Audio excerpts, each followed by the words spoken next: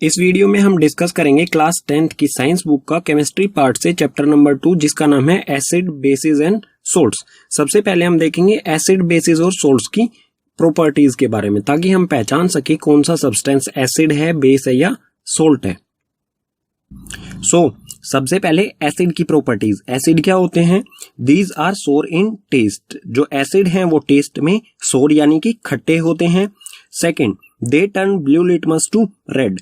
Acid जो है वो ब्लू लिटमस पेपर को रेड कलर में कन्वर्ट कर देते हैं। Third, they give hydrogen plus ions in aqueous solution. H plus means hydrogen positive ions. जब एसिड को वाटर यानी कि एक्वस सॉल्यूशन में मिक्स किया जाता है, डाला जाता है, तो वो हमें हाइड्रोजन पॉजिटिव आयंस देते हैं। फोर्थ है एसिड कोरड मेटल्स। जब कोई मेटल एसिड के कांटेक्ट में आता है तो वो क्या कोरड होने लग जाता है यानी कि गलने लग जाता है, या फिर कहेंगे उसमें जंग लगना शुरू हो जाता है। ठीक है, वीक होने लग जाता है मेटल। ठीक है, एग्जांपल्स लेते हैं एसिड्स के। तो कुछ स्ट्रॉन्ग एसिड्स के एग्जांपल लेते हैं। स्ट्रॉन्ग एसिड जैसे कि हाइड्रोक्लोरिक एसिड और सल्फ्यूरिक एसिड, और भी स्ट्रॉन्ग एसिड्स होते हैं। ठीक है, ये मेन स्ट्रॉन्ग एसिड्स हैं दो, हाइड्रोक्लोरिक एसिड और सल्फ्यूरिक एसिड। इसी तरह वीक एसिड्स में हम बात करें तो एसिटिक एसिड, ऑक्सैलिक एसिड और सिट्रिक एसिड, ये कुछ वीक एसिड्स के एग्जांपल हो गए। अब एक एसिड का एग्जांपल ले लेते हैं, कॉमन सा एग्जांपल जिसको हम यूज भी करते हैं। तो हम लेंगे लेमन। लेमन जो होता है वो एसिडिक नेचर का होता है। एसिड लेमन में जो एसिड पाया जाता है वो है सिट्रिक एसिड। ठीक है, और जब ब्लू लिटमस पेपर को लेमन के कांटेक्ट में लाया जाएगा तो वो रेड कलर में कन्वर्ट हो जाएगा। आप यहाँ पर देख सकते हैं ये ब्लू लिटमस है, जितना ये एसिड यानी कि लेमन जूस के कांटेक्ट में आया उतना ये रेड में चेंज हो गया। ठीक है, अब एसिड में दो टर्म्स आती हैं, कंसंट्रेटेड एसिड और डाइल्यूट एसिड। तो ये क्या होते हैं? कंसंट्रेटेड एसिड हम उसे कहेंगे जिसमें एसिड की क्वांटिटी ज्यादा हो और वाटर की क्वांटिटी कम हो, तो उसे कहा जाएगा कंसंट्रेटेड एसिड। ठीक है, और डाइल्यूट एसिड में जो है वो एसिड की क्वांटिटी कम होती है और वाटर की क्वांटिटी ज्यादा होती है। ठीक है, तो उसे कहा जाएगा डाइल्यूट एसिड। या फिर हम कह सकते हैं कि जो कंसंट्रेटेड एसिड होते हैं अगर इसमें वाटर ऐड कर दिया जाए तो ये डाइल्यूट एसिड में कन्वर्ट हो जाते हैं। ठीक है, अब देखते हैं बेसिस की प्रॉपर्टीज। तो बेसिस क्या होते हैं? These are bitter in taste. Bases जो हैं वो टेस्ट में बिटर यानी कि कड़वे होते हैं। Second, they turn red litmus to blue. Bases जो होते हैं वो रेड लिटमस को ब्लू में कन्वर्ट कर देते हैं, बिल्कुल एसिड का अपोजिट। एसिड में क्या होता है? ब्लू रेड में कन्वर्ट हो जाता है, और बेसिस में रेड लिटमस जो है वो ब्लू में कलर में कन्वर्ट हो जाता है। ठीक है, third, they give OH negative ions in aqueous solution. OH यानी कि हाइड्रोक्सिल भी कह सकते हैं हम इसे, और हाइड्रो ऑक्साइड भी। ठीक है, तो जो बेसिस होते हैं जब उन्हें एक्वस सॉल्यूशन यानी कि वाटर सॉल्यूशन में डाला जाएगा तो वो क्या बनाएंगे? हाइड्रोक्सिल आयंस या फिर हाइड्रो ऑक्साइड आयंस बनाएंगे, नेगेटिव। ठीक है, और ज्यादातर जो बेसिस होते हैं वो सोपी इन टच अगर हम करेंगे किसी ज्यादातर बेसिस को, वो टच में सोपी होते हैं। जिस तरह से सोप होता है उसी तरह से ही ये होते हैं टच में। ठीक है, कुछ एग्जांपल्स लेते हैं बेसिस के। तो स्ट्रॉन्ग बेसिस के कुछ एग्जांपल, NaOH यानी कि सोडियम हाइड्रो ऑक्साइड। सेकंड है KOH यानी कि potassium hydro oxide. Third CaOH2 यानी कि कैल्शियम हाइड्रो ऑक्साइड। तो ये कुछ एग्जांपल्स हो गए हैं स्ट्रॉन्ग बेसिस के। उसके बाद है वीक बेसिस। वीक बेसिस हैं NH4 यानी कि अमोनिया, और OH यानी कि अमोनियम हाइड्रो ऑक्साइड्स। तो ये एक वीक बेस है। अब एक एग्जांपल लेते हैं बेसिस का जो हम कॉमनली यूज करते हैं। तो सोप होता है उसमें एक बेस पाया जाता है NaOH। ठीक है, ये वाला बेस सोप और डिटर्जेंट्स में पाया जाता है। ठीक है, इसी से बने होते हैं सोप और डिटर्जेंट्स ज्यादातर। ठीक है, जो भी सोप होता है जब रेड लिटमस पेपर को आप सोप के कांटेक्ट में लाओगे तो वो किस में कन्वर्ट हो जाएगा? ब्लू में। आप यहां पर देख सकते हैं। ठीक है, ये बिल्कुल रियल इमेज है। ठीक है, अब बेसिस में एक स्पेशल टर्म आती है एल्कलीज। एल्कलीज क्या होते हैं? These are bases which are soluble in water. Alkalis ऐसे बेसिस होते हैं जो वाटर में सोल्यूबल यानी कि मिक्स हो जाते हैं। जैसे हमारे सोप या डिटर्जेंट्स जो होते हैं वो इजीली मिक्स हो जाते हैं, और वो किससे बने होते हैं, NaOH यानी कि सोडियम हाइड्रोक्साइड।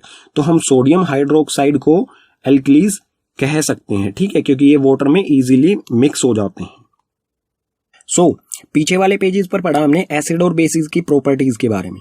तो सपोज कीजिए हमें कोई सब्सटेंस गिवन है X, हमें बताना है कि इसका नेचर कैसा है, एसिडिक नेचर है या बेसिक नेचर है। तो आप कहेंगे कि इसका हम इसे टेस्ट करेंगे, अगर ये टेस्ट में सोर हुआ यानी कि खट्टा हुआ तो हम इसे कहेंगे एसिड, और ये टेस्ट में बिटर यानी कि कड़वा हुआ तो हम कहेंगे इसे बेस। लेकिन केमिस्ट्री में किसी भी सब्सटेंस को टेस्ट करना प्रीफर नहीं किया जाता है, क्योंकि इसके टेस्ट करने से हमारी लाइफ डेंजर में आ सकते है या फिर हमारी हेल्थ को नुकसान पहुंच सकता है, ठीक है। तो इसे टेस्ट नहीं कर सकते, तो हम किस तरह से पता लगाएंगे कि ये एसिड है या बेस है। तो इसका पता लगाने के लिए हम यूज करेंगे इंडिकेटर्स का। इंडिकेटर्स क्या होते हैं, these are the substances which changes their colour, smell in different type of substances. Indicators वो सब्सटेंसेज होते हैं जो अपना कलर और स्मेल चेंज करते हैं जब ये अलग अलग सब्सटेंसेज के कांटेक्ट में आते हैं। यानी कि जब ये एसिड के कांटेक्ट में आएंगे तो इसका कलर डिफरेंट होगा, और बेस के कांटेक्ट में आएंगे तो इसका कलर डिफरेंट होगा। इसी तरह से स्मेल भी डिफरेंट होगी जब ये अलग अलग सब्सटेंसेज के कांटेक्ट में आएंगे, ठीक है।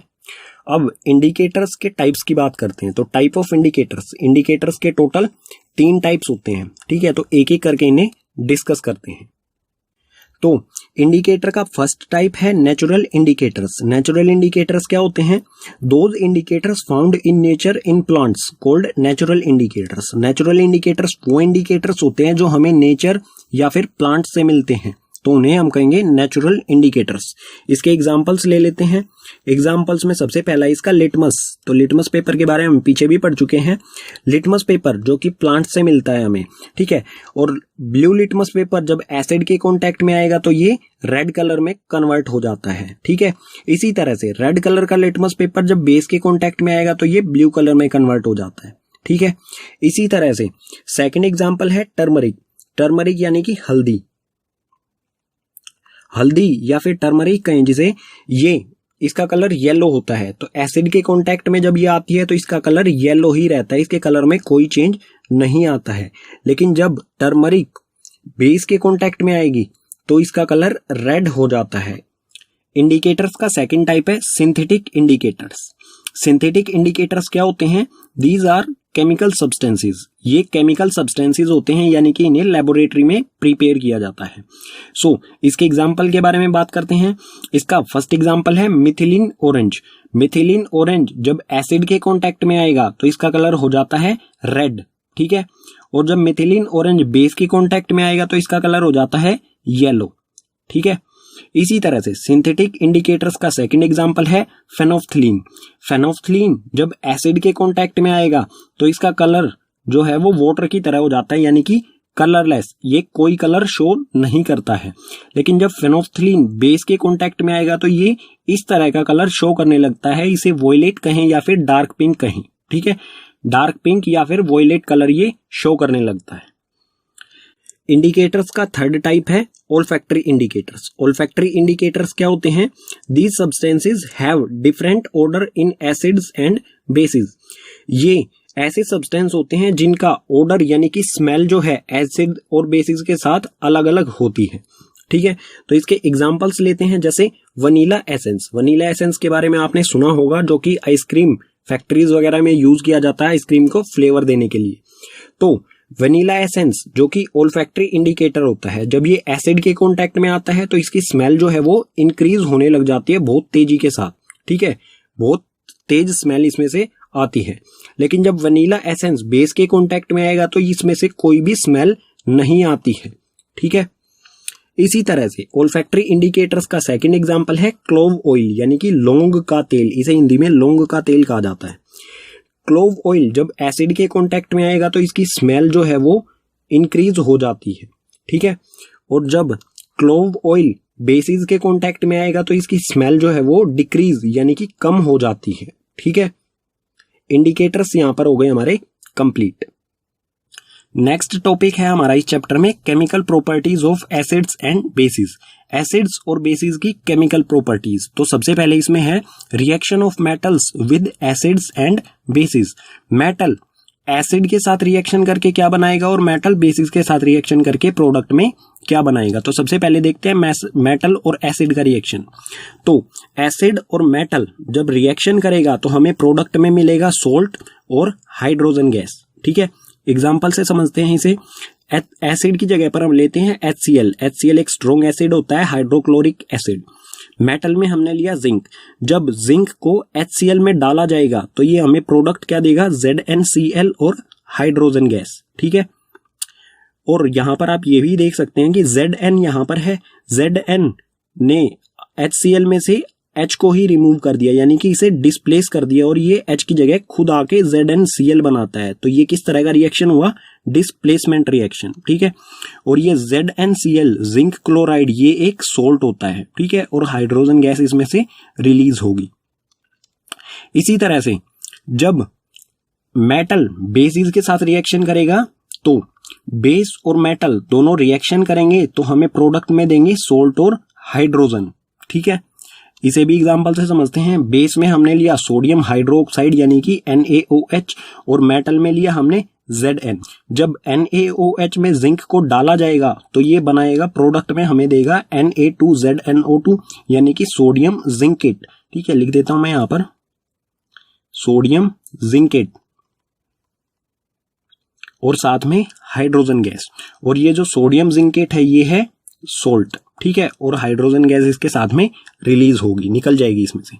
ठीक है, तो दोनों कंडीशन में देख सकते हैं जब मेटल एसिड के साथ रिएक्शन करता है तो सोल्ट और हाइड्रोजन बनती है, और मेटल जब बेसिस के साथ रिएक्शन करता है तो भी सोल्ट और हाइड्रोजन गैस ही प्रोडक्ट में हमें मिलती है। तो जो ये हाइड्रोजन गैस मिल रही है हमें दोनों कंडीशन में, इसको हम किस तरह से टेस्ट कर सकते हैं, चेक कर सकते हैं, ये देखते हैं हम नेक्स्ट पेज पर। पीछे वाले रिएक्शंस में जो हाइड्रोजन गैस रिलीज हो रही थी उसे किस तरह से टेस्ट किया जा सकता है। तो testing of hydrogen gas. Hydrogen gas released can be tested by bringing burning candle near gas bubbles, it burst with pop sound. Hydrogen gas जो रिलीज हो रही थी पीछे वाले रिएक्शन में, उसे चेक करने का तरीका क्या है कि सबसे पहले हम उसके गैस बबल्स बनाएंगे। ठीक है, हाइड्रोजन गैस के बबल्स बनाएंगे, जब उसके पास बर्निंग कैंडल लेके जाएंगे तो वो पॉप साउंड के साथ ब्रस्ट हो जाएंगे, फट जाएंगे पॉप साउंड करते हुए। ठीक है, तो गैस बबल्स किस तरह से बनाएंगे, तो सपोज कीजिए, ठीक है, इस तरह से हमें सेटअप करना है। टेस्ट ट्यूब लेनी है, इसमें हमें HCl और जिंक ग्रेन्यूल्स लेने हैं। ये दोनों रिएक्शन करके इनमें से हाइड्रोजन गैस रिलीज होगी और हाइड्रोजन गैस इस पाइप की सहायता से इस पाइप में से जाएगी और इस सोपी वाटर, ये वाटर कैसा होना चाहिए, सोपी, इस सोपी वाटर में जाएगी। अंदर जो है गैस रिलीज होगी और बाहर जो निकलेगी वो बबल्स में पैक होकर निकलेगी। जैसे ही इस बबल्स के पास हम कैंडल लेके आएंगे तो ये पॉप साउंड के साथ ब्रस्ट हो जाएगी। ठीक है, तो हम कहेंगे कि ये गैस कौन सी थी जो रैपिडली बर्न हो रही है, ये है हाइड्रोजन गैस।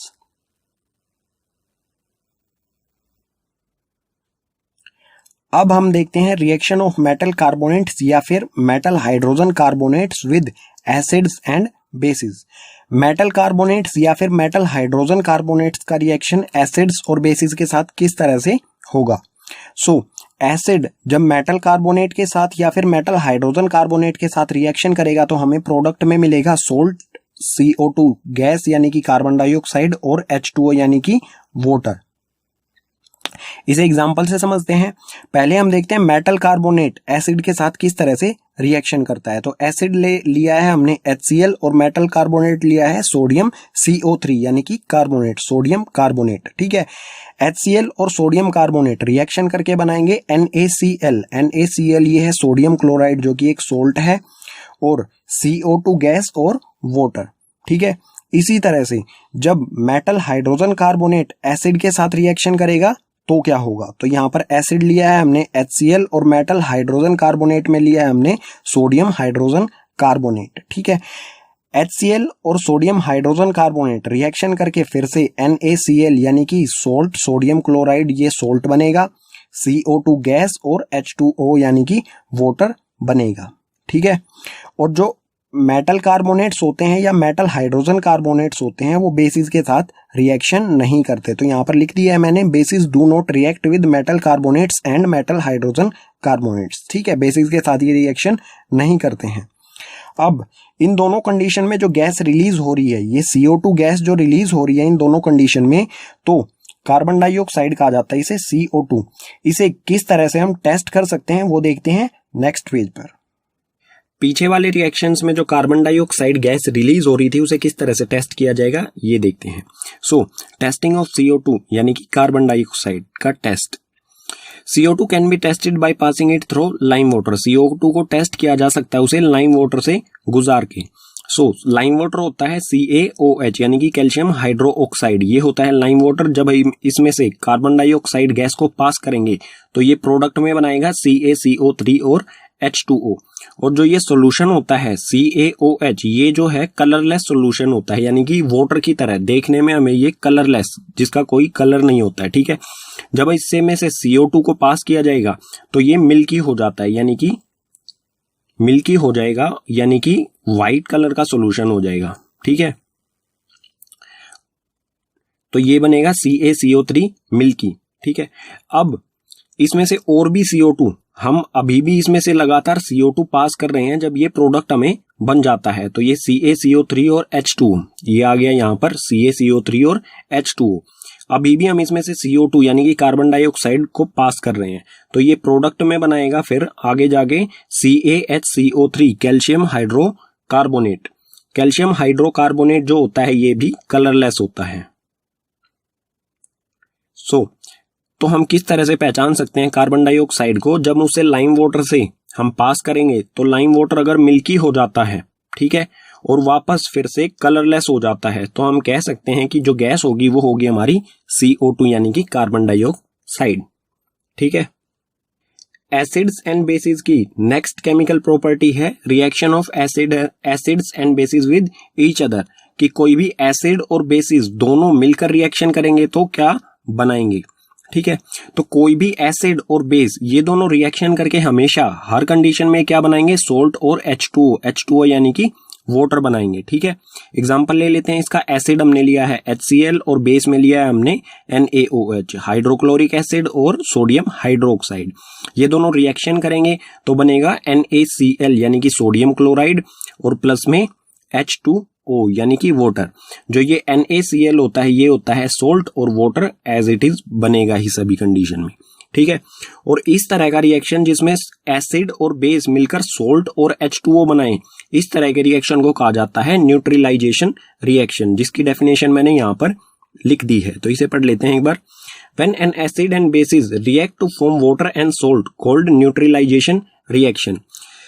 जब कोई एसिड या बेस रिएक्ट करके वाटर और सोल्ट बनाता है प्रोडक्ट में तो उसे कहा जाता है न्यूट्रलाइजेशन रिएक्शन। न्यूट्रलाइजेशन रिएक्शन इसलिए कहा जाता है क्योंकि ये दोनों रिएक्शन करके एसिडिक और बेसिक प्रॉपर्टी, एक दूसरे की एसिडिक और बेसिक प्रॉपर्टी को फिनिश कर देते हैं, खत्म कर देते हैं, इसीलिए इसे कहा जाता है न्यूट्रलाइजेशन रिएक्शन।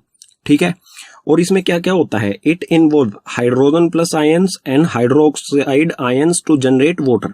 आप यहां पर देखेंगे, यहां पर HCl में क्या होता है, हाइड्रोजन पॉजिटिव आयंस, और बेसिस में क्या होता है, OH नेगेटिव आयंस। ये दोनों मिलकर, ये दोनों आयंस मिलकर साथ में वाटर भी बनाएंगे इसके साथ साथ। ठीक है, नेक्स्ट केमिकल प्रॉपर्टी देखते हैं एसिड्स और बेसिस की, जिसमें है reaction of metallic oxides with acid. Metallic oxides का एसिड्स के साथ क्या रिएक्शन होता है, तो सबसे पहले देखते हैं मेटेलिक ऑक्साइड क्या होता है। कोई भी मेटल है उसका ऑक्साइड यानी कि उसके साथ जो ऑक्सीजन जुड़ा होगा तो उसे हम कहेंगे मेटेलिक ऑक्साइड। और जो मेटेलिक ऑक्साइड होते हैं उनका नेचर जो है वो बेसिक होता है। एग्जाम्पल के लिए हम ले सकते हैं यहाँ पर कैल्शियम ऑक्साइड, यहाँ पर कैल्शियम मेटल है और ऑक्सीजन। ठीक है, तो ये क्या बनेगा, मेटेलिक ऑक्साइड यानी कि कैल्शियम ऑक्साइड। इसी तरह से मैग्नीशियम मेटल के साथ O लगा है तो मैग्नीशियम ऑक्साइड, ये भी एक मेटेलिक ऑक्साइड है। तो ये मेटेलिक ऑक्साइड और एसिड रिएक्शन करके क्या बनाएगा, सो कोई भी एसिड है या कोई भी मेटेलिक ऑक्साइड, ये दोनों रिएक्शन करके हमेशा सोल्ट बनाएंगे और H2O। तो यहां पर आप देख सकते हैं ये एसिड है और ये बेसिक नेचर का है, तो एसिड और बेसिक नेचर हमेशा क्या करते हैं, सोल्ट और H2O बनाते हैं। ये हम पीछे वाले पेज पर पढ़ चुके हैं। ठीक है, तो वही कंडीशन है यहाँ पर। तो इसका एग्जाम्पल यहाँ पर नहीं लिखा हुआ है, मैं लिख देता हूं। तो एसिड में ले लेते हैं हम HCl एसिड, और मेटेलिक ऑक्साइड ले लेते हैं CaO। एसिड आ गया HCl